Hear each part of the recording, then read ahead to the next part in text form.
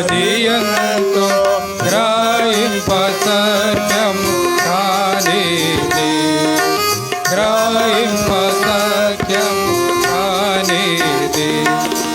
పరలోక సైన్యమా పరమ తండ్రి మహిమను, పరలోక సైన్యమా పరమ తండ్రి మహిమను, పరక్రమ క్రియలు తెలిపేదాము రండి, పరక్రమ క్రియలు తెలిపేదాము రండి. పరిశుద్ధ దేవుని గొప్ప కార్యముల్, పరిశుద్ధ దేవుని గొప్ప కార్యముల్, పరిశుద్ధ కార్యము ప్రకటింతుము, పరిశుద్ధ కార్యము ప్రకటింతుము. యెహోవా మహాత్మ్యము గొప్పది ఎంతో, యెహోవా మహాత్మ్యము గొప్పది ఎంతో, గ్రహింప సత్యము కానిది, గ్రహింప సత్యము కానిది. ఇశ్రాయేలీయులెంతో క్షేమముగానున్నారు, ఇశ్రాయేలీయులెంతో క్షేమముగానున్నారు, వారందరూ ఎంతో సొగసుగానున్నారు, వారందరూ ఎంతో సొగసుగానున్నారు. ప్రార్థించుచున్నాడు క్రీస్తు పరమునందు, ప్రార్థించుచున్నాడు క్రీస్తు పరమునందు. మీరు క్రీస్తులో సంపూర్ణులై ఉన్నారు, మీరు క్రీస్తులో సంపూర్ణులై ఉన్నారు. యెహోవా మహాత్మ్యము గొప్పది ఎంతో, యెహోవా మహాత్మ్యము గొప్పది ఎంతో, గ్రహింప సత్యము కానిది, గ్రహింప సత్యము కానిది. మహత్యము కలిగిన దేవుడరుదించెను, మహత్యము కలిగిన దేవుడరుదించెను. మహిమను విడచి నరుడుగా జన్మించే, మహిమను విడచి నరుడుగా జన్మించే. ఆ సిలువలో సాతానుని జయించే, ఆ సిలువలో సాతానుని జయించే. ఆహటముగా రక్షణ సాగే మనకు, ఆహటముగా రక్షణ సాగే మనకు. యెహోవా మహాత్మ్యము గొప్పది ఎంతో, యెహోవా మహాత్మ్యము గొప్పది ఎంతో, గ్రహింప సత్యము కానిది, గ్రహింప సత్యము కానిది. తప్పిపోసి మిలలో గొర్రెలను బలియు, తప్పిపోసి మిలలో గొర్రెలను బలియు. తప్పులెన్నో చేసి శిక్షార్హులమైతిమి, తప్పులెన్నో చేసి శిక్షార్హులమైతిమి.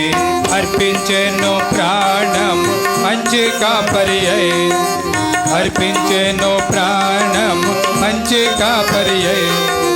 గొప్ప రక్షణనిచ్చి ఉద్ధరించెను, గొప్ప రక్షణనిచ్చి ఉద్ధరించెను. యెహోవా మహాత్మ్యము గొప్పది ఎంతో, యెహోవా మహాత్మ్యము గొప్పది ఎంతో, గ్రహింప సత్యము కానిది, గ్రహింప సత్యము కానిది. ఆదామునందు పోయే దేవుని మహాత్మ్యము, ఆదామునందు పోయే దేవుని మహాత్మ్యము. అందులమైతిమి అజ్ఞానులమైతిమి, అందులమైతిమి అజ్ఞానులమైతిమి. నాదుడేసునందు పొందితిమి వెలుగు, నాదుడేసునందు పొందితిమి వెలుగు. అధికమైన జ్ఞాన మహిమలో సగే, అధికమైన జ్ఞాన మహిమలో సగే.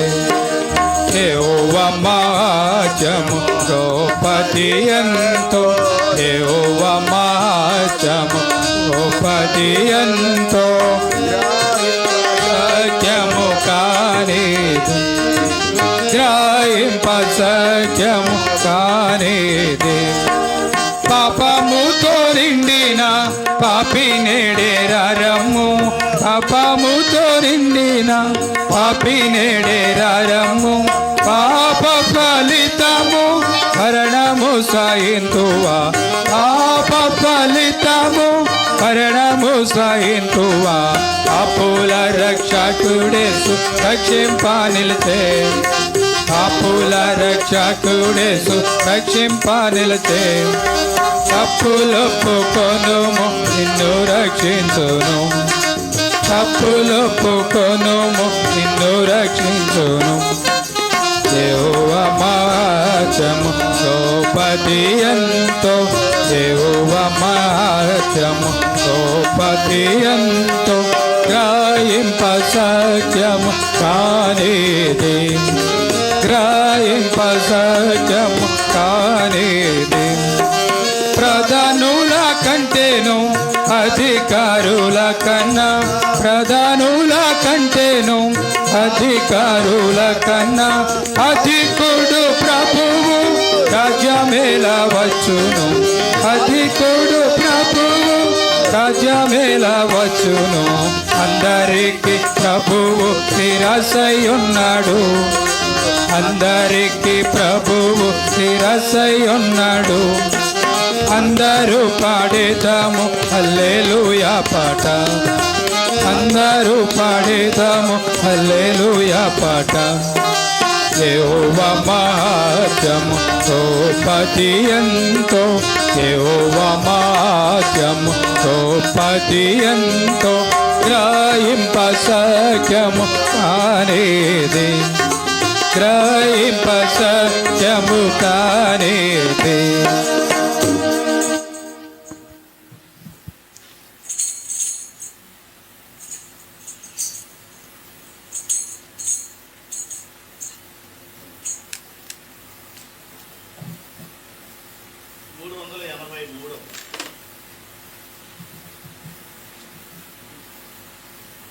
సంఖ్య 383.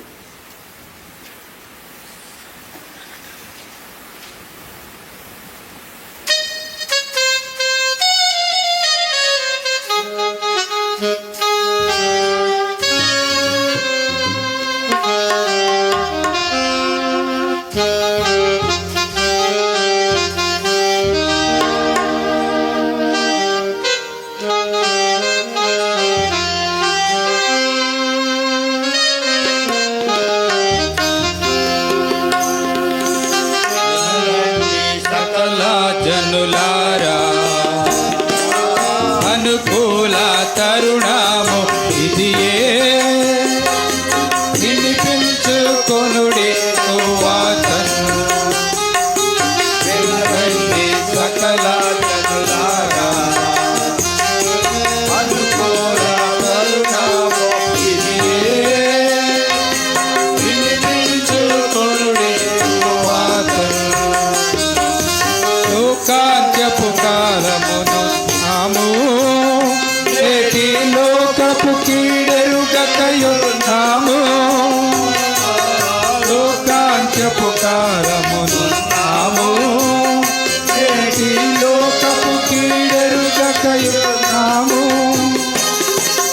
దైవోగ్రత పాలగుని జనము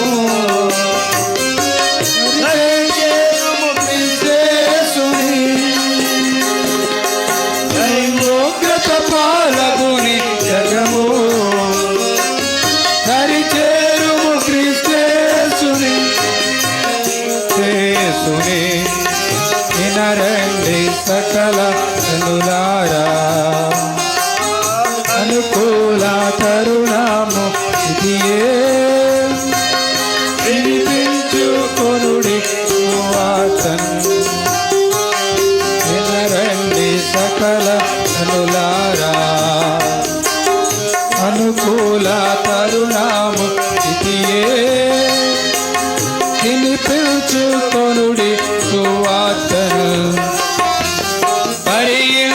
సిలువను నీ కొరకై యేసు మరణించే పాపపు ఫలితముకై భరించెను సిలువను నీ కొరకై యేసు మరణించెను పాపపు ఫలితముకై ప్రార్థించుము ప్రభు తన రక్తముతో ప్రతి పాపము తొలగించును ప్రార్థించుము ప్రభు తన రక్తముతో ప్రతి పాపము తొలగించును వినరండి సకల జనులారా అనుకూల కరుణాము ఇదియే వినిపించుకొనుడి సువార్త వినరండి సకల జనులారా అనుకూల కరుణాము ఇదియే వినిపించుకొనుడి సువార్త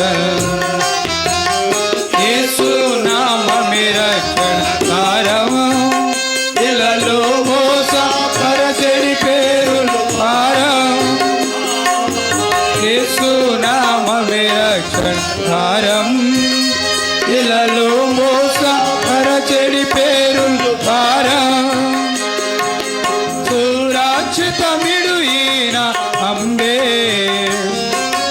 హరితముగా తేలుదుము సురక్షితమిడు ఈయన అంబే హరితముగా తేలుదుము వినరండి సకల జనులారా అనుకూల కరుణాము ఇదియే వినిపించుకొనుడి వినరండి సకల జనులారా అనుకూల కరుణాము ఇదియే వినిపించుకొనుడి సువార్త యేసు క్రీస్తందరికి ప్రభువు దేవుడు యేసుని మృతిలే నిశ్చయము యేసు క్రీస్తందరికి ప్రభువు దేవుడు యేసుని మృతిలే నిశ్చయము ఈ రక్షణకి అనే మార్గంబు నిర సౌఖ్యము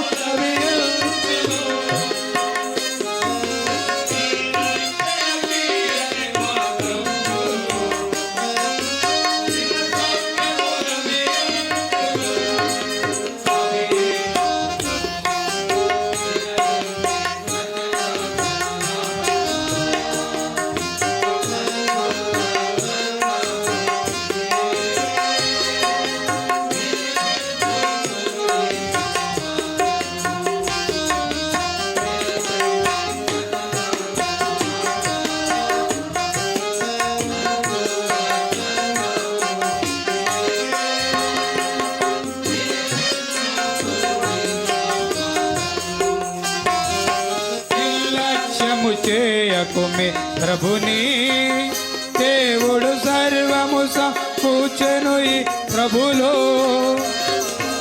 నిర్లక్ష్యము చేయకుమి ప్రభుని దేవుడు సర్వము సమకూర్చెను ఈ ప్రభులో పరలోకమున భూమి పైన పరదైవము శ్రీయేసుడే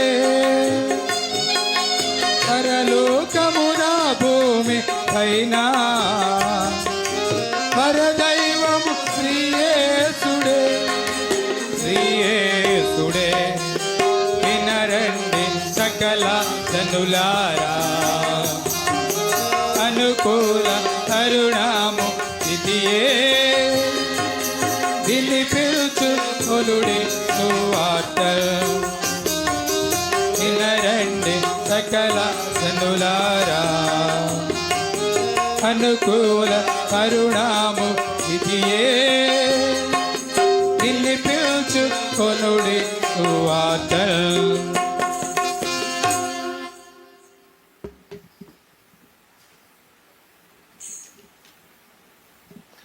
649.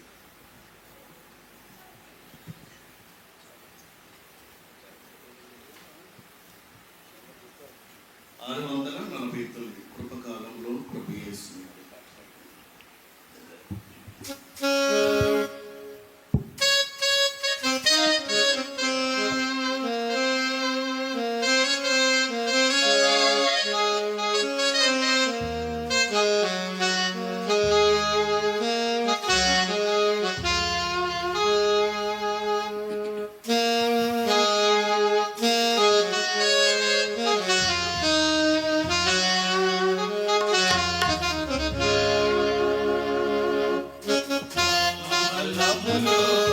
ప్రభు యేసుని అంగీకరించుము ఓ ప్రియుడా, కృపకాల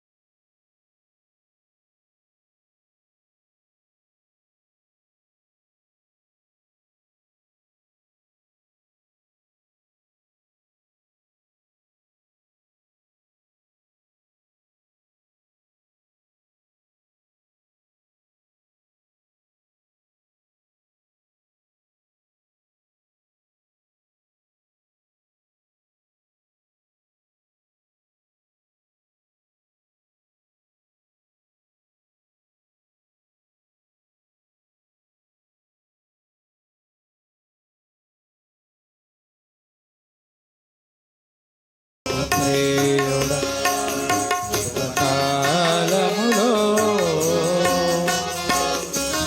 ప్రభు యేసు క్రీస్తు నిత్య రక్షణకు ఏకైక మార్గం గ్రహించుకో.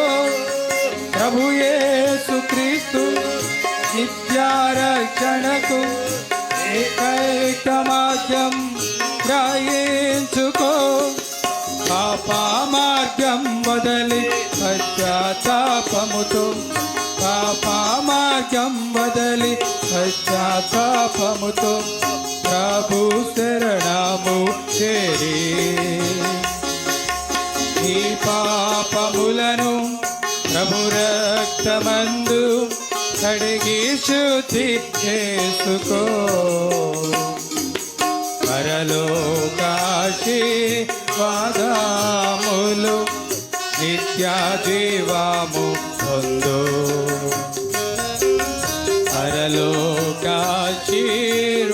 పరలోకాశీర్వాదములు నిత్య జీవము పొందు కాలములో ప్రభు యేసుని అంగీకరించు ఓ ప్రియుడా కాలములో ఒంటులో పూర్ణ నిత్యాదీవం పరలోక ఆశీర్వాదములు క్రీస్తులో పూర్ణ పరలోక ఆశీర్వాదములు ఓ మరణమను ఎక్కడ ఓ మరణమని క్రీస్తునందు విజయమే శిక్షాదండాన తొలగింపబడే ప్రభు యేసు క్రీస్తు నందే ప్రభు శక్తి చే పాతాళ ద్వారం సదా ఓడింపబడే ప్రభు శక్తి చే పాతాళ ద్వారం సదా ఓడింపబడే కాలములో ప్రభు యేసుని అంగీకరించు ఓ ప్రియుడా ఉపకాలములో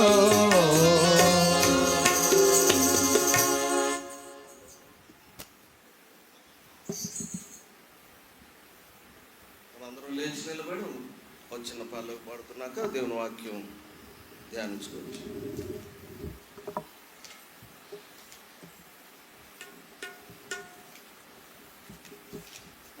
కూర్చోండి.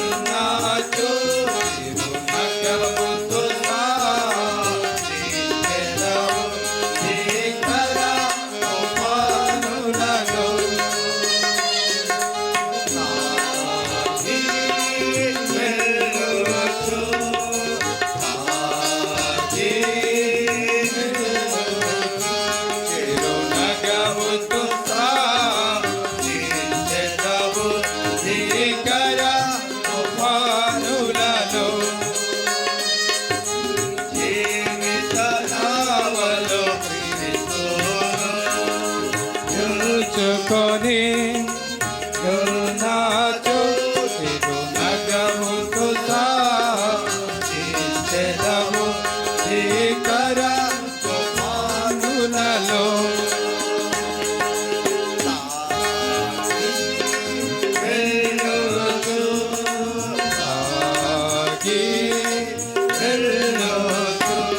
తిరునగముకు సాచెదము శ్రీకర కుమారులలో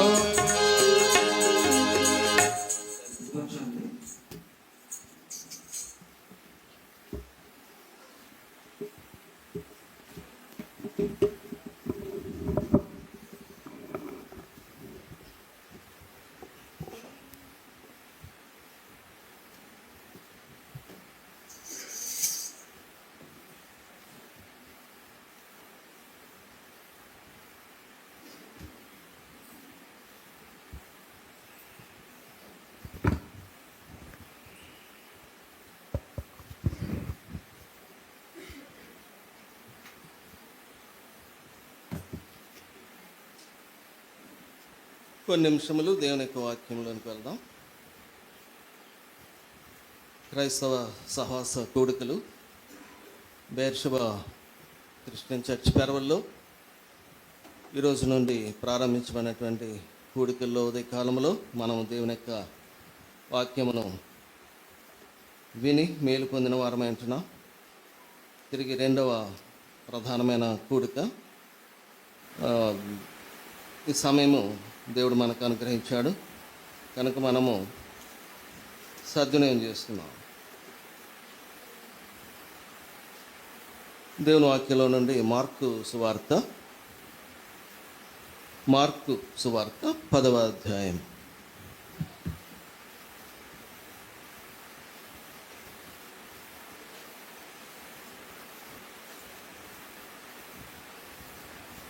నలభై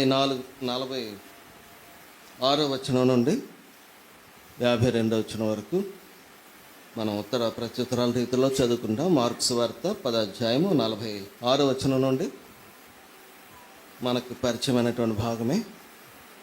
సమయానికి దాన్ని మనం జాగ్రత్తగా చదువుతాం. వారు యెరికో పట్టణమునకు వచ్చిరి. ఆయన తన శిష్యులతోనూ బహు జన సమూహముతోనూ యెరికో నుండి బయలుదేరి వచ్చుచుండగా తీమయి కుమారుడగు బర్తిమయి అను గురుడ్డి భిక్షకుడు త్రోవ ప్రక్కన కూర్చుండెను.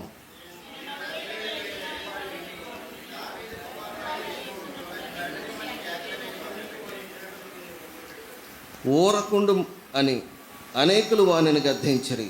గాని వాడు, దావీదు కుమారుడా, నన్ను కరుణింపుమని మరీ ఎక్కువగా కేకలు వేశాను.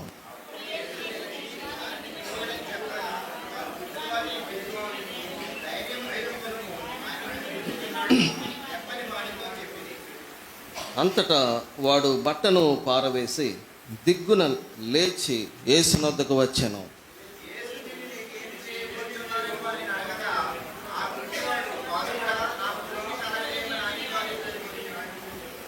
అందుకు యేసు, నీవు వెళ్ళుము, నీ విశ్వాసము నిన్ను స్వస్థపరిచినని చెప్పెను.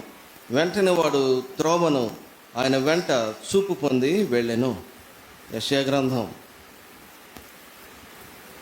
60వ అధ్యాయం 1వ వచనం. అందరం కలిసి చదువుదాం.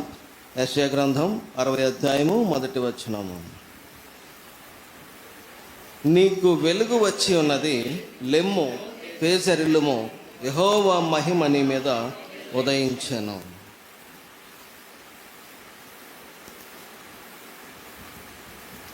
ఆ 2వ అధ్యాయం కూడా యెషయా గ్రంథము 2వ అధ్యాయము 5వ వచనం. నాతో కలిసి చదవండి. యెషయా గ్రంథం 2వ అధ్యాయము 5వ వచనం.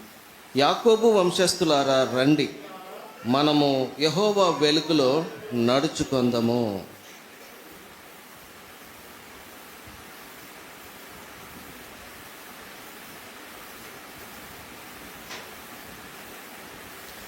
దేవుడు వెలుగై ఉన్నాడు. ఆయన వెలుగులో మానవులు నడవాలని ఎంతో ఆశపడుతున్నాడు. దేవుని యొక్క వెలుగు మానవులో ఉన్నటువంటి చీకటిని తొలగించి, గురుడితనంని తొలగించి, అంధత్వాన్ని చెడిపించి, ఆ యొక్క ప్రత్యక్షతలో మనుష్యుడు నడవాలని, ఆ వెలుగులో నడవాలని దేవుడు ఆశపడుతున్నవాడుగా ఉంటున్నాడు. దేవుడు మానవులలో చీకటిని కనుగొన్నాడు. మానవుల్లోనికి చీకటి ఎలా వచ్చిందంటే లోకమంతా చీకటే, అంధకారమే. కనుక ఆ చీకటి మరి మానవుని లోపలికి వచ్చి చేరింది. ఇప్పుడు మనిషిని హృదయంలో, మనిషిని జీవితంలో చేరినటువంటి ఆ యొక్క కటిక చీకటిని తొలగించి మనుషుడు వెలుగు మార్గంలో నడవాలని దేవుడు ఉద్దేశం కలిగిన వాడుగా ఉన్నాడు. కనుక మనుషుడు చీకటిలో ఉండగా తన యొక్క జీవితము మరి కేవలము కూడా మరి భయంకరమైనటువంటి అంధకార పరిస్థితుల్లో ఉన్నట్టుగా మనం చూస్తాం. గురుడ్డి భిక్షకుడు మనకు బాగా పరిచయమైనటువంటి ఈ భాగం.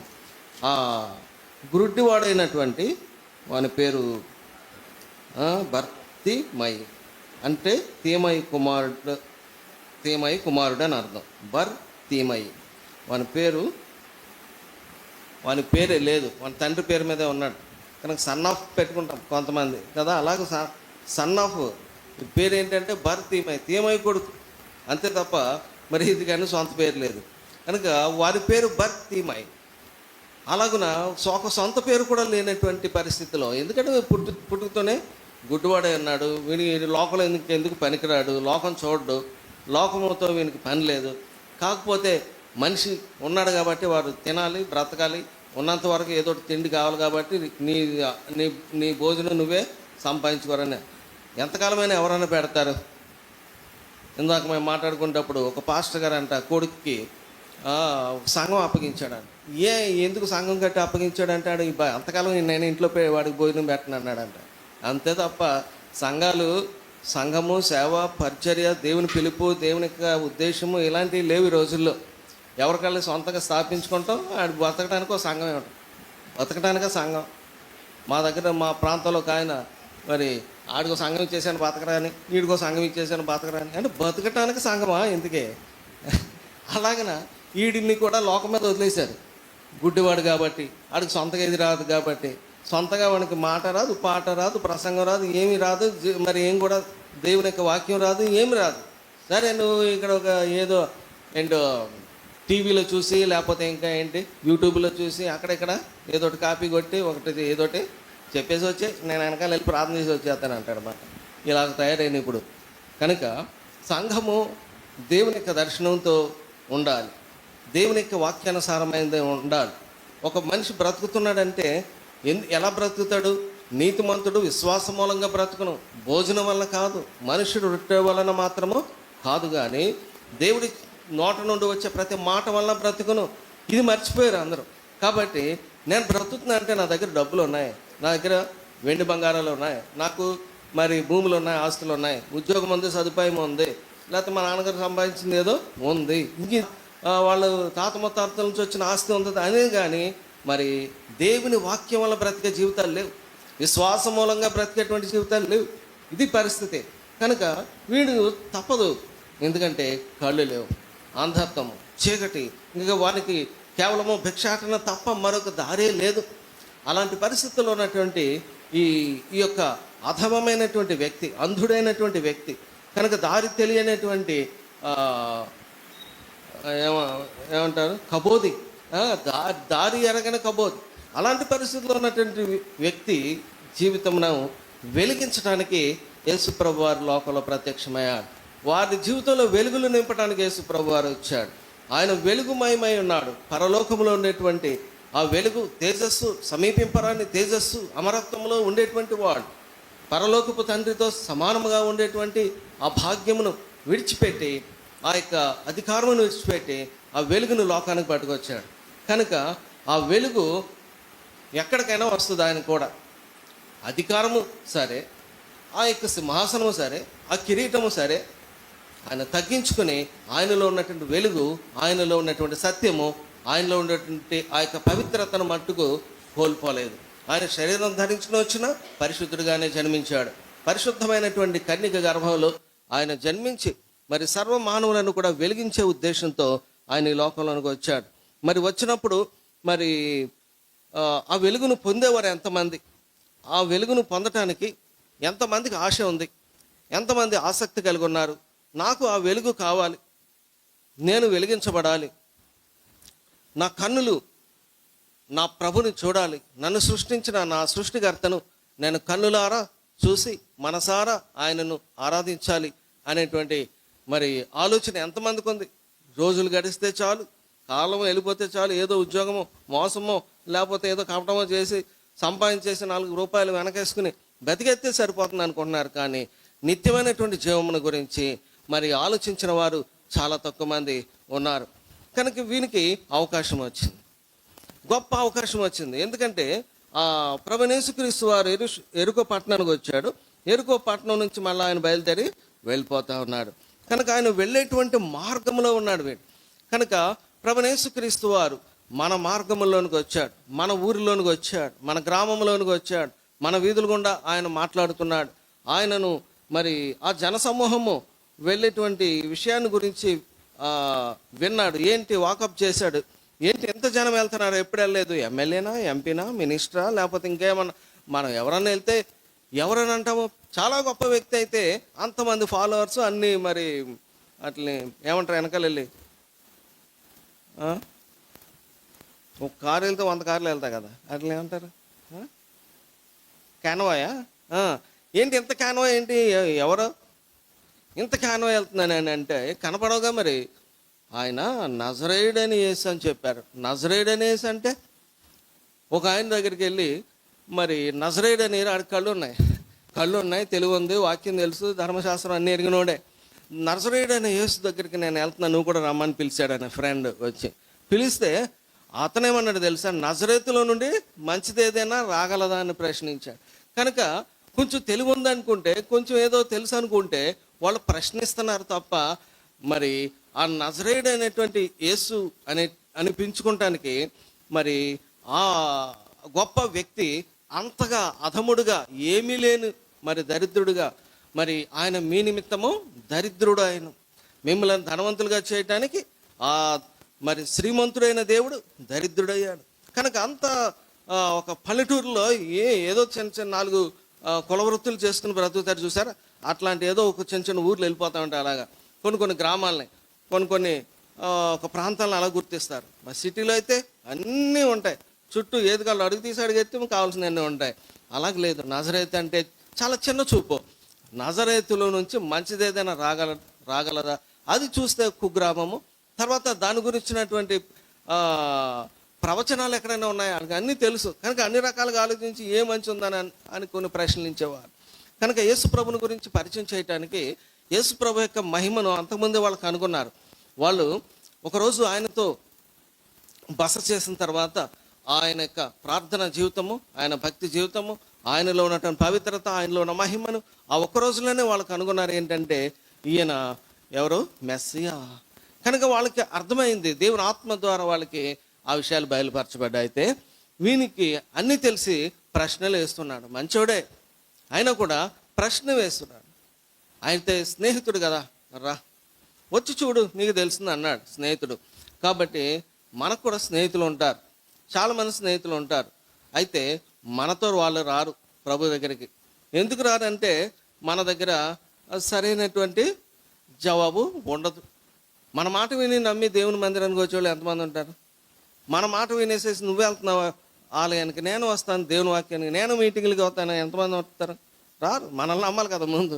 కాబట్టి వాళ్ళల్లో ఉండేటువంటి ఆ యొక్క స్నేహము అనేటువంటిది ఆ మిత్రుడిని ఆంద్రేయ నతనేల్ని రా వచ్చి చూడన్నాడు. కానీ ఒక్క మాటకు అతను వచ్చాడు. కానీ మంచిదేదైనా ఉందా, మంచిదేదైనా రాగలదా అని ప్రశ్నించిన వాడు మంచిదేదైనా ఉంటే మంచిదే కదా అనుకున్నాడు. కనుక సరే అన్నట్టుగా వచ్చాడు. నిజంగా పూర్తి మనసుతో రాలే. కనుక మనం కూడా దేవుని సందుకు వచ్చినప్పుడు అలాగే పూర్తి మనసుతో నాకేదో జరిగిపోతుందని రాము. ఇక్కడ సరే పిలిచారు కదా, సేవకులు పిలిచారు, మా స్నేహితులు పిలిచారు, మా ఊరు వారు పిలిచారు, మా బంధువులు పిలిచారు, అలాగని మనం వస్తాం. అయితే ఆయన కనుగొన్న తర్వాత తెలుస్తుంది మనం ఎక్కడున్నామో, మనం ఏ స్థితిలో ఉన్నామో. అందులంగా ఉన్నాం. ఆ నతనయేలుతో యేసుప్రభు అన్నాడు, ఇతడు నిజముగా ఇశ్రాయేలీయుడు, ఇతనిలో ఏ కపటం లేదు అని అంటేప్పటికి ఆ కళ్ళు తెరుచుకున్నాడు. కళ్ళు తెరుచుకుని అతని ఆత్మీయ నేత్రాలు తెరవబడ్డాయి. నా గురించి నీకు ఎలా తెలుసు అన్నాడు. అది నువ్వు నన్ను ఎరగవు, కానీ నేను నిన్ను ఎరుగుతును. నువ్వు ఎక్కడున్నావో, నువ్వేం చేస్తున్నావో అన్నీ నాకు తెలుసు. ఆ విధముగా యేసుప్రభు వారు ఆ అజ్ఞానముతో కళ్ళు మూయబడి ఉన్నటువంటి ఆ యొక్క నాకు ధర్మశాస్త్రం తెలుసు, ఆజ్ఞలు తెలుసు, గ్రంథాలు తెలుసు అనుకున్నటువంటి నతనేలు కళ్ళు తెరిచాడు. అప్పుడు వెంటనే కళ్ళు తెరుచుకుని అన్నాడు, నీవు ఎవరు? దేవుని కుమారుడువు, ఇశ్రాయేలు రాజువు. చూసారా కన్వర్షన్. వెంటనే తన హృదయంలో ఒప్పుకున్నాడు, సత్యము తెలుసుకున్నాడు, కళ్ళు తెరవబడ్డాయి, మనోనేత్రం వెలిగించబడింది. మరి ఇక్కడ బాహ్యమైనటువంటి నేత్రములు మూయబడినటువంటి భర్తమై మరి తెలుసుకున్నాడు ఏమనంటే నజరేయుడైనటువంటి యేసు అని వాడు విని. 47వ వచనంలో నజరేయుడైన యేసు అని వాడు విని. కనుక వాడు విన్న మాట ఇంతే, నజరేయుడైన యేసు. నజరేయుడైన యేసు అని అంటే అప్పుడు తనకు మరి దేవుని మీద ఆశ కలిగినటువంటి వాడు. నేను ఎప్పుడు నా ప్రభుని చూడాలి, ఎప్పుడు నా కళ్ళు తెరవబడతాయి, నా కళ్ళు తెరిచేవాడు భూమి మీద ఎవరైనా ఉన్నారా, నేను ఆ దేవాది దేవుని చూడాలి, ఆ యెరూషలేము పట్టణాన్ని చూడాలి, మహారాజు పట్టణాన్ని దర్శించుకోవాలి, ఆ దేవాది దేవుని ఆరాధించాలి అనేటువంటి ఆ తపన అతని జీవితంలో ఉంది. తాను గురుడివాడిని అనే విషయం అతనికి తెలుసు. నన్ను ఎవరు బాగు చేసే పరిస్థితి నాకు లేదని అతను గ్రహించిన వాడుగా ఉన్నాడు. కానీ ఎప్పుడైతే పరిశుద్ధమైనటువంటి ఆత్మ అతనిని ఒప్పించిందో అప్పుడు తన ముందు వెళ్ళుచున్నటువంటి ఆ వ్యక్తి నజరేయుడైనటువంటి యేసే అయినప్పటికీ ఆయన దావీదు వంశంలో పుట్టినటువంటి దావీదు కుమారుడు. పరిశుద్ధాత్మ ద్వారానే ఈ మాట చెప్పగలుగుతారు. పరిశుద్ధాత్మ లేకుండా యేసు ప్రభు అని ఎవరు కూడా ఒప్పుకోలేరు. కనుక యేసును ప్రభు అని ఒప్పుకోవాలి, రాజకుమారుడు అని ఒప్పుకోవాలి, దావీదు వంశంలో పుట్టినటువంటి ఆ రారాజు అని ఒకడు ఒప్పుకోవాలి అంటే అతనికి పరిశుద్ధాత్మ సహాయం కావాలి.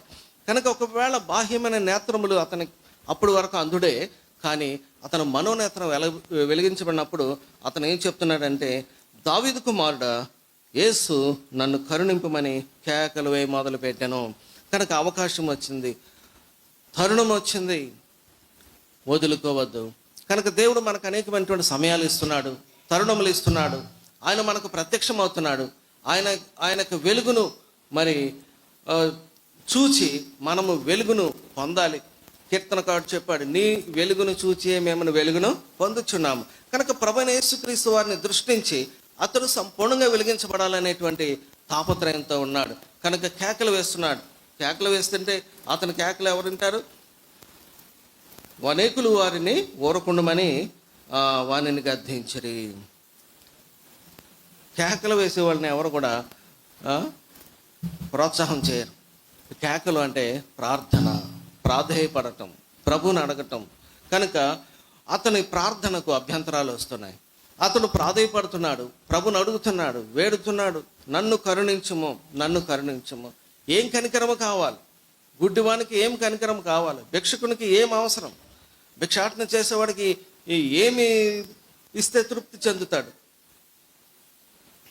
అతనికి కావాల్సింది కేవలము స్వల్ప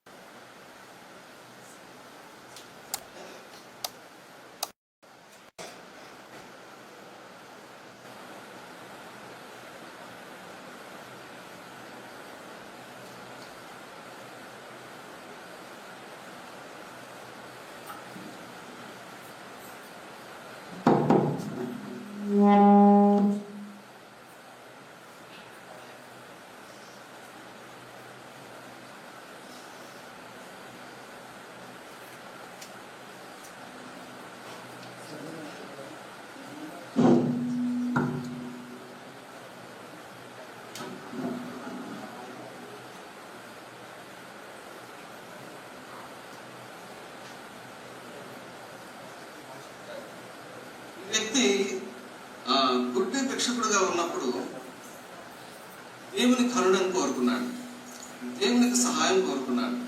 దావీదు కుమారుడైన యేసు నన్ను కరుణింపు. ఆయన ఏం చేస్తాడు? ఎంతోమంది వచ్చారు ప్రవక్తలు, ఎంతోమంది వచ్చారు గురువులు, ఎంతోమంది మహాశక్తి కలిగినటువంటి వాళ్ళు వచ్చారు. గుడ్డివాడిని కన్నులు తెరవగలిగిన వాడు ఎవడున్నాడు ఈ లోకంలో? కనుక అంధత్వంలో ఉన్నటువంటి మానవ జీవితాన్ని వెలిగించడానికి ఎవరు రావాలంటే ఆ ప్రభువే రావాలి. కనుక వాడు పిలిచాడు, ఊరకుండమని అనేకులు వాడిని గద్దించాడు. కానీ అనేకులకు అభ్యంతరాలు ఉన్నాయి. దేవుని దగ్గరికి రావడానికి, దేవునికి మేలు పొందడానికి, ఆయన వల్ల వచ్చేటువంటి గొప్ప ఆ యొక్క ప్రత్యక్షతను పొందడానికి లోకంలో చుట్టూ అభ్యంతరాలు ఉన్నాయి. చాలా మంది ఆశ ఉండొచ్చు, ఆసక్తి ఉండొచ్చు.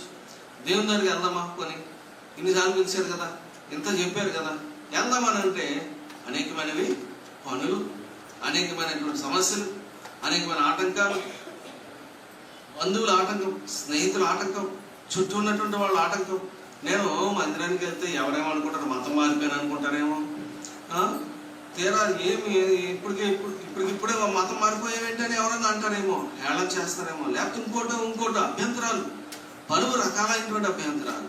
కొన్నిసార్లు తమ యొక్క దేహమే తమకి అభ్యంతరం, బద్ధకం, సోమర్థనం. చూద్దాం, రేపు వెళ్దాం, ఇంకా 3 రోజులు మీటింగ్లో, 3 రోజుల్లో మరి 3 రోజులు వెళ్ళిపోతే ఎట్టా. కాబట్టి ఒకరోజు వెళ్దాంలో పోని, పూట వెళ్దాంలో పోని. వెళ్ళిన దగ్గర నుంచి ఏదో ఒకటి మధ్యలో ఫోన్లు వస్తూ ఉంటాయి, పరిగెడతాం బయటికి, లోపలికి బయటికి. మరి లోపలికి వచ్చాక కూడా మరి ఏమవుతుందంటే పక్కన వాళ్ళతో ఏదో ఒక సోదా ఉంటుంది. ఎందుకంటే మరి మనంతటా మనం వచ్చి భక్తిగా కూర్చోము, మనకి ఇష్టమైన వాళ్ళు పక్కన కూర్చోము. కాబట్టి వాళ్ళు ఏదో ఒకటి పక్కన నుంచి కొంచెం చేస్తూ ఉంటారు. కాబట్టి అటు చూసి ఇటు చూసి వినింది తక్కువ, అందులో అర్థమైంది ఇంకా తక్కువ, అందులో మన జీవితానికి వంట పట్టేది మరీ తక్కువ. అభ్యంతరాలు ఎన్ని రకాలుగా ఉంటాయి. ప్రభుని చూడాలంటే, ప్రభుకి వెలుగు మనలో నింపబడాలి అంటే, మనకి జీవితం సంపూర్ణముగా మరి ఆయనకు అంకితం కావాలంటే రకరకాలైనటువంటి అభ్యంతరాలు మన జీవితంలో ఉంటాయి. కనుకనే ఆయా రకాలైనటువంటి అభ్యంతరములను లక్ష్య పెట్టని వాడే ఆయన యొక్క వెలుగును పొందుతాడు. కనుక ఇది ప్రభు నుంచి నన్ను దూరపరిచే శక్తి, ప్రభు నుంచి నన్ను దూరపరిచేటువంటి ప్రభావం ఇది అని తెలుసుకోగలిగితే కనుక మనము ప్రభు యొక్క మేలులను సంపూర్ణంగా మనం పొందగలుగుతాం. హృదయపూర్వకంగా ఆయనను మనం వేడుకోవాల్సిన వారు ఉంటున్నాం. ఆయనను వెతకు వారికి ఆయన దొరికేవాడు. హృదయపూర్వకంగా వెళితే ఆయన ఇంకా సమీపంగా ఉంటాడు. కనుక ఆయన దగ్గరగా ఉంటాడే కానీ దూరం అయిపోయేవాడు కాదు. ఆయన ప్రయాణం వెళ్తున్నాడు, అంత మాత్రం చేత మనకు దూరం అయిపోయేవాడు కాదు. వచ్చింది నీకోసమే, అసలు ఆ దారిలో వచ్చింది నీకోసమే, ఆ గ్రామంలోకి వచ్చింది నీకోసం, 2-3 దినాలు నీకోసమే నిర్ణయించాడు. ఆటంకాలని మానేయద్దు, అభ్యంతరాలని దూరం చేసుకోవద్దు. ప్రభు నీకు వెలుగటానికి ఇష్టపడుతున్నాడు. నీ జీవితం వెలిగించి ఆ వెలుగులో నీవు నడవాలని కోరుతున్నాడు. కనుక వెలిగించబడినటువంటి వారు వెలుగులో నడుచుట అవసరం. కనుక వెలిగించబడాలంటే మొట్టమొదటిగా ఆ వెలుగును గురించినటువంటి ఆశ మనలో ఉండాలి, ఆసక్తి మనలో ఉండాలి. ప్రభు నన్ను వెలిగించు, నాలో ఉన్న చీకటి, ఈ యొక్క అంధత్వం, ఈ గ్రుడ్డితనంతో నేను ఎంతకాలము జీవించాలి, ఇంకా ఎంతకాలము ఈ చీకటి బ్రతుకు, ఇంకా ఎంతకాలం ఈ అంధకార జీవితము, నన్ను వెలిగించు ప్రభువా, నన్ను వెలిగించు, నాకు సంపూర్ణమైనటువంటి గ్రహింపు దయచేయి, ఆ యొక్క జ్ఞానము దయచేయి. యెషయా గ్రంథము 5:2 ఏం చెప్తున్నాడంటే, మీరు చదివారు,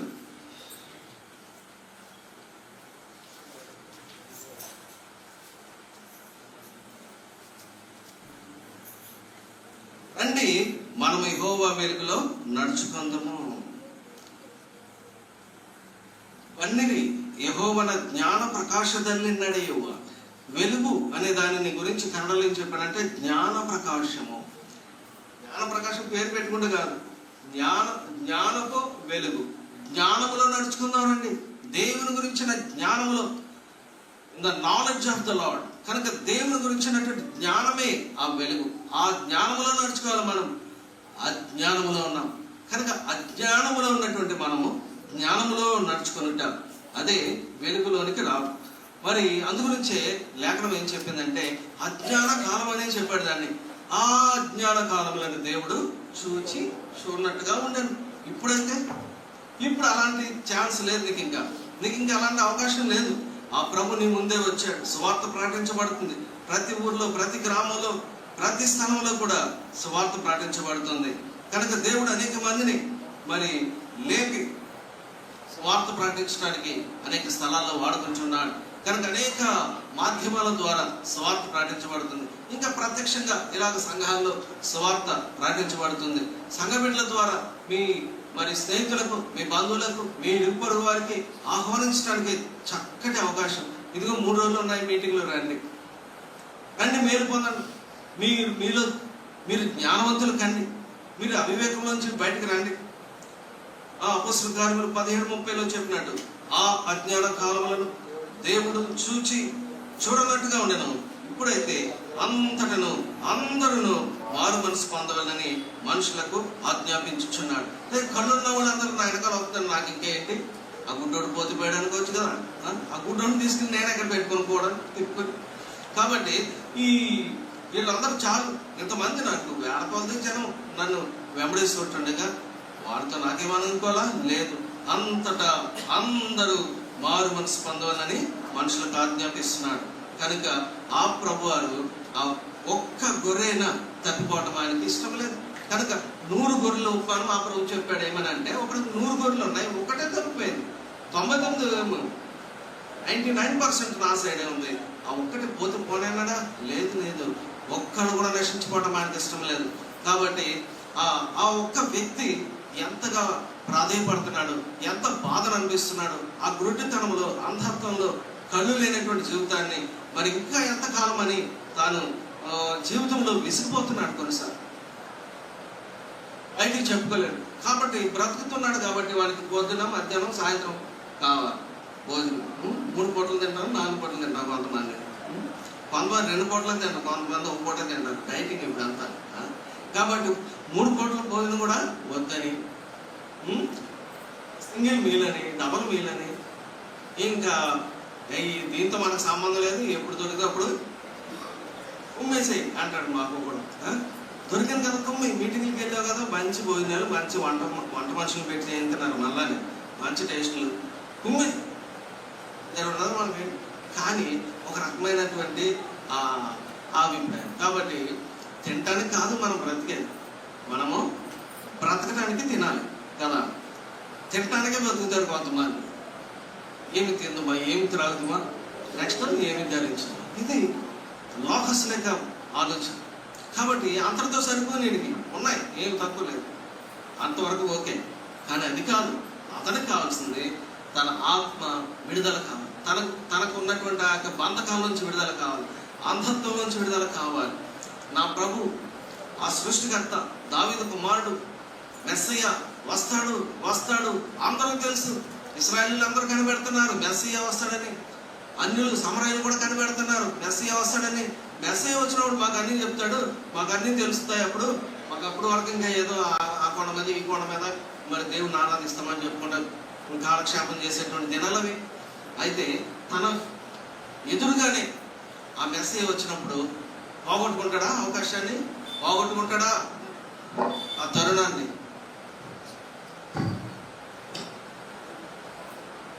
దయగలిగిన ప్రభువు నీ ముందు వచ్చి నీ సమీపంలో ఉన్నాడు, పోగొట్టుకుంటావా? నేను వెలిగించడానికి ఇష్టపడుకుంటున్నాడు కాదంటావా? అభ్యంతరాలు ఉన్నాయి, అభ్యంతరాలు పట్టుకుని నీకు నువ్వు నష్టం చేసుకుంటావా? నీ జీవితంలో వచ్చేటువంటి అభ్యంతరాలు ఎన్నో, వాటిని పరిగణలోకి తీసుకుని నీకు రావాల్సిన మేలును నువ్వు దూరం చేసుకుంటావా? నీ ఆత్మ రక్షించగల వాడు ఎవరైనా ఉన్నారా? నీ స్నేహితులు, నీ బంధువులు, నీ తల్లిదండ్రులు, నేనదమ్ములు, ఇంకా నీ ఇరుపరు వారు ఎవరున్నారు నీ కన్ను నేర్చుకోవాలి. కనుక ఎప్పుడు ఏ విధంగా చేతనైనా తన యొక్క సహోదరిని, స్నేహితుని విమోహించడం సాధ్యం. అలాంటి పరిస్థితిలో ఉన్నాం, నీ బాధలు అనుభవించాలి. నీ మీద వచ్చినటువంటి ఆ యొక్క కష్టము, నీలో ఉన్నటువంటి ఆ యొక్క అంధత్వము నీవే భరించాలి తప్ప మరొకరికి షేర్ చేసుకుంటానికే కాదు. అలాంటి పరిస్థితుల్లో నీ విడుదల కొరకు నీవే బాధ్యత వహించాలి. దావీదు కుమారుడైన యేసు, దావీదు కుమారుడు నన్ను కరుణింపము. మరలా రెండోసారి దావీదు కుమారుడు నన్ను కరుణింపము. మరీ ఎక్కువగా కేకలు వేశాడు. సమయము దాటిపోతుంది, సమయం మించిపోతుంది. ఆయన మార్గంలో వెళ్తున్నాడు, ఆయన దాటి వెళ్ళిపోతే నా కేక వినపడదు. మరీ ఎక్కువగా కేకలు, మామూలుగా పిలిస్తేనే వినపడదు. ఆ గుంపులో కేకలు వేస్తే కూడా కొంచెం దగ్గర అయితే వినపడును. ఇంకా ఆయన ప్రయాణం చేస్తుంటే ఇంకా ఎక్కడికి వినపడుతుంది? నేను వెళ్ళగలనా, లేవగలనా, నేను ఉన్న కానించి కూర్చున్న కానించి కదలగలనా? నాకు సాధ్యమా? నేనేదో స్థితిలో కూర్చుండిపోయినాను. ఆ బట్ట ఒక కింద ఒక చాప లేకపోతే క్లాత్ వేసుకున్నాడు. ఆ క్లాత్ ఏంటంటే అక్కడ కూర్చుని వానికి ఆ లిమిట్స్లో ఉన్నాడు అనమాట. ఆ యొక్క మురికిలో ఉన్నాడు. అతనికి కొన్ని హద్దుబాట్లు ఉన్నాయి, అది దాటి రాలేనటువంటి పరిస్థితులు అతడు ఉన్నాడు. కానీ మరి యేసు ప్రభు వారు ఏం చేశారంటే యేసు నిలిచి వానిని పిలువుడి అని చెప్పగా వారు ఆ గుడ్డివాడిని పిలిచి, చూడండి ఇప్పుడు మళ్ళా కబురు వచ్చింది, పిలుపు వచ్చింది. ఏమని? వాడిని పిలవండి. ప్రేమగల దేవుడు పిలుస్తున్నాడు, ప్రతి ఒక్కరిని పిలుస్తున్నాడు. ఆశగల ప్రాణంను ఆయన పిలుస్తున్నాడు. నా యొద్దకు రండి, నేను మీకు నెమ్మదినిస్తాను, విశ్రాంతినిస్తాను, మీ కన్నులు తెరుస్తాను. కనుక యోహాను శిష్యులు వచ్చారు, అడుగుతున్నారు, రాబోవాడు నీవేనా లేదా మరింకెవరన్నా? లేదు, కన్ఫర్మ్ ఇది ఏంటంటే, నా విషయమే అభ్యంతర పడని వాడు ధన్యుడు. ఎందుకు? గుడ్డివారు చూస్తున్నారు, చెవిటివారు వింటున్నారు, మగవారు మాట్లాడుతున్నారు, పేదలకు సువార్త ప్రకటించబడుతుంది. నా విషయమే అభ్యంతర పడని వాడు ధన్యుడు. కనుక స్పష్టంగా క్లియర్గా నేనే అని ఆయన ప్రకటించాడు. కనుక అక్కడ ఒక క్లారిటీ వచ్చింది.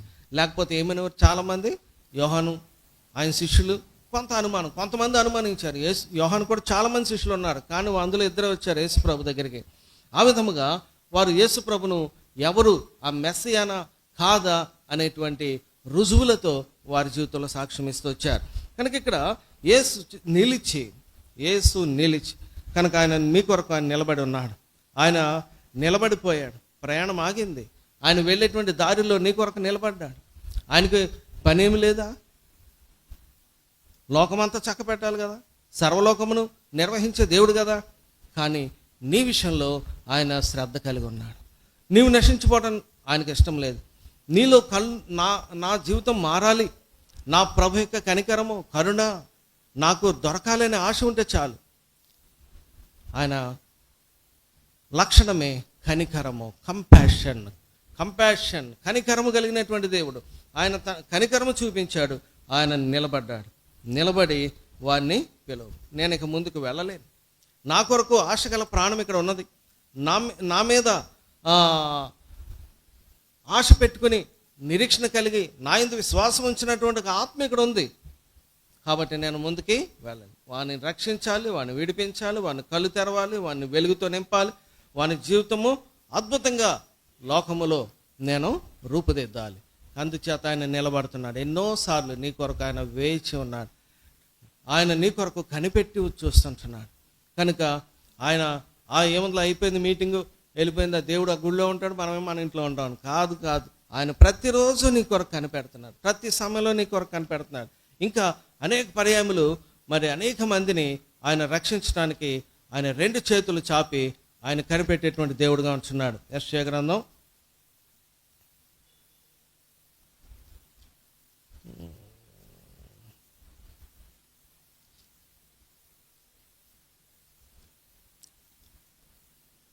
'లోబడనోళ్ళను ప్రజల వైపు దినమంతా నా చేతులు చాపుతున్నాను.' ఓబేదు ఎక్కడ వచ్చిన?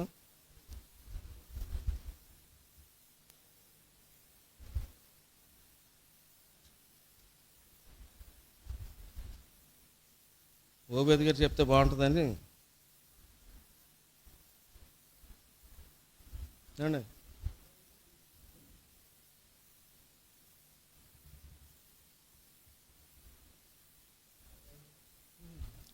ఓకే, 65:2 అంట, చదవండి.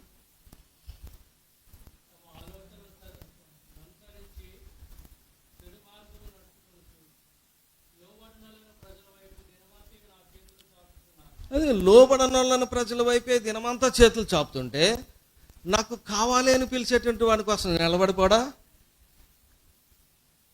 అనేకులు లోబడనోళ్ళని వారుగా ఉన్నారు.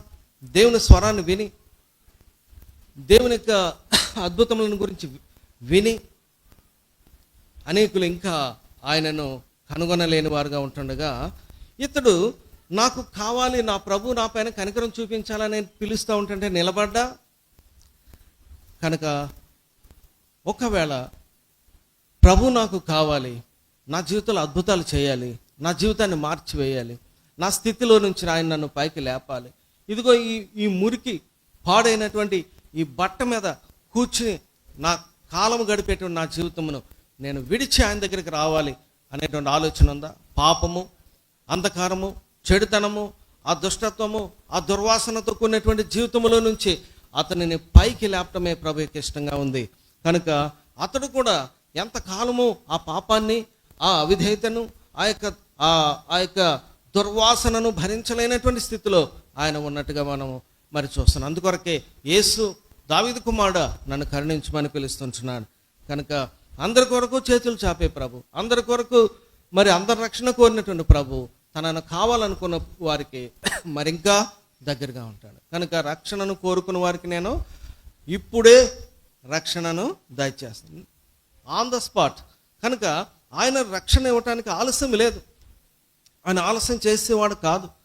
రక్షింప నేరక ఉన్నట్లు యెహోవా హస్తము కురుచ కాలేదు, ఎందుకంటే ఆయన సిద్ధంగా ఉన్నాడు. విననేరక ఉండినట్లు ఆయన చెవులు మందము కాలేదు.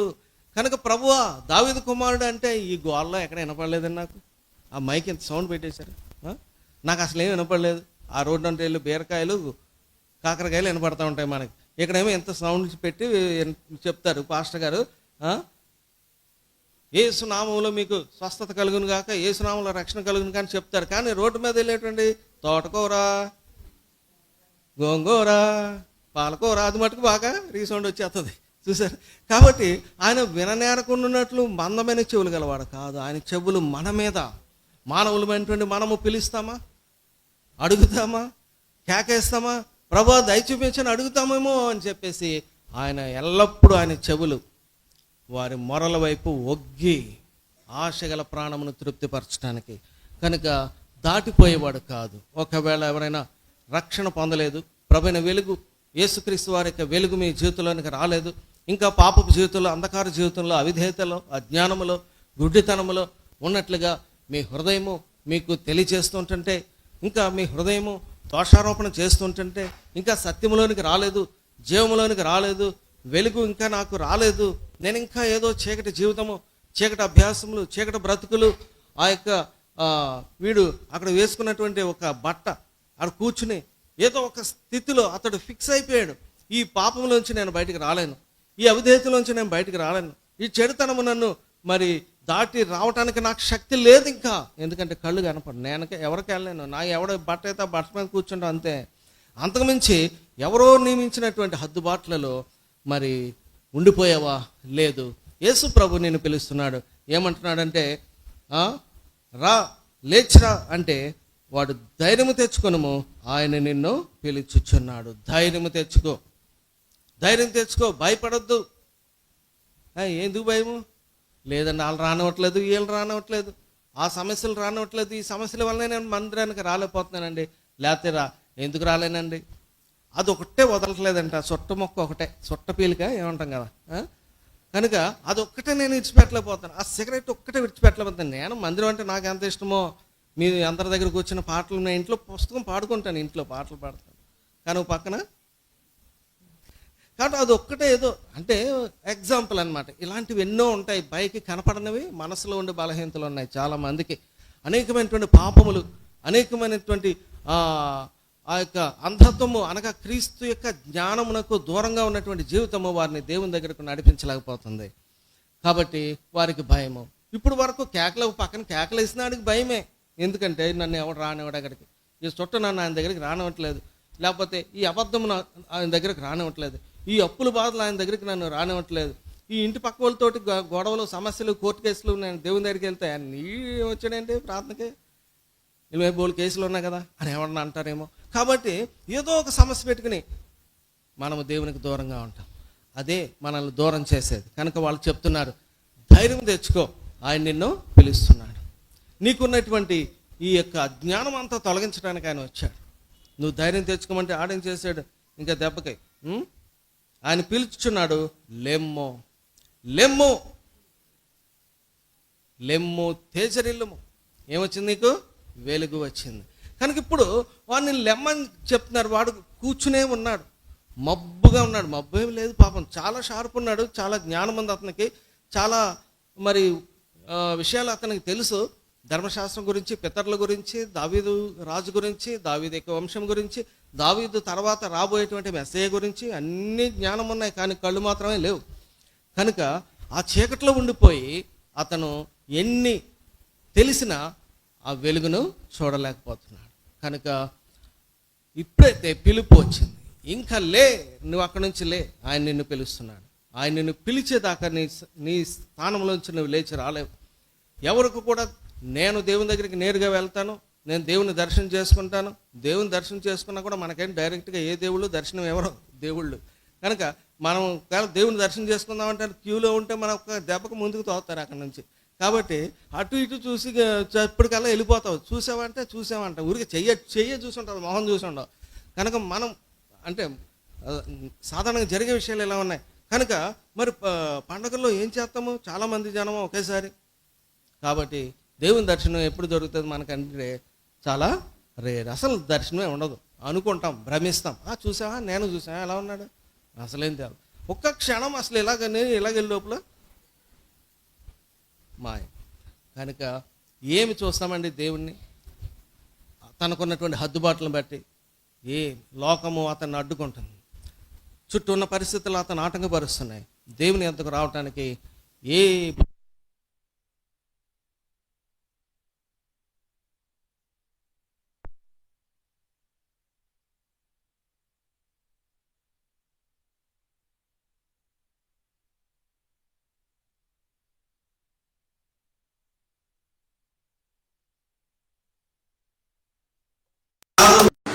నేను అలాగే దిక్కుమాలనుడిగా వదిలిపెట్టేవాడు కాదు.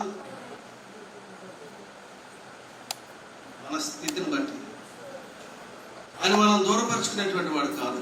ప్రేమ కలిగినటువంటి ప్రభు పిలిచాడు. ఈరోజు నిన్ను పిలుస్తున్నాడు, రా నా దగ్గరికి రా. ప్రభు దగ్గరికి వస్తే ఎంత అద్భుతం. ఆయన ఎందుకు రావటం అనేటువంటిది నిజంగా ఎంత ధన్యత. ఆయన పిలిస్తే తప్ప ఆయన దగ్గరికి ఎవరు రాదు. యోహాను సువార్తలో చెప్పాడు, నా పరలోకపు తండ్రి వారిని ఆకర్షిస్తేనే కానీ ఎవడు నా దగ్గర రాలేడు. ఆయన ఆకర్షణ, ఆయన పిలుపు, ఆయనలో ఏదో ఒక మహిమ మనల్ని ఆయన వైపుకు ఆకర్షించాలి. లేని పక్షంలో మనం ఆయన దగ్గరికి రాలి. ప్రయాసపడి భారం మోసుకొని వచ్చిన సమస్త జనులారా రండి, నేను మీకు ఏమైనా చేస్తాను, మీ ప్రాణాలకు విశ్రాంతినిస్తాను, మీ జీవాన్ని విమోచిస్తాను. రండి. పిలుపుని అందుకున్నావా? పిలుపుని అందుకుని వచ్చావా?